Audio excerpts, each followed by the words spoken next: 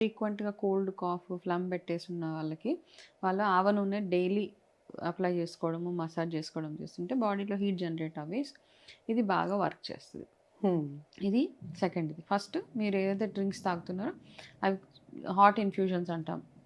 జీలకర్ర నీళ్ళు, ధనియాలు, అన్ని రకాల ఇన్ఫ్యూజన్స్, తులసి తేనె ఇది.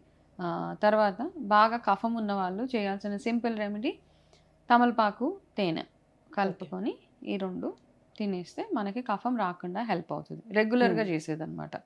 తేనె ప్యూరిటీ చూసుకోండి. తమలపాకులు ఎట్లా చాలా బయట దొరుకుతుంటాయి, లేకపోతే అందరి ఇళ్లలో పెరుగుతుంటాయి. తేనె ఎట్లాంటి తేనె తింటున్నారు అన్నది ఒకటి చూసుకోండి. ఇది థర్డ్. ఫోర్త్ది ఏంటి అంటే ఉసిరి మీరు ఎంతగా తినగలిగితే ఈ సీజన్లో మీ దోష బ్యాలెన్సెస్ అంత బాగుంటాయి.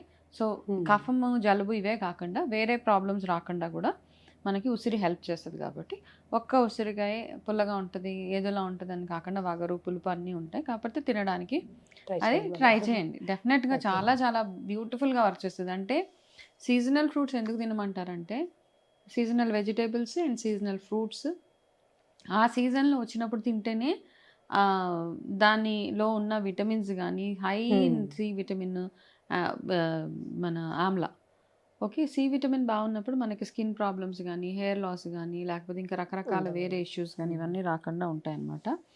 ఓకే, సో ఇట్లాంటివన్నీ ఉండకుండా ఉండడానికి గాను సీజన్లో ఏది వస్తే అది ఎక్కువగా కన్జ్యూమ్ చేయాలి.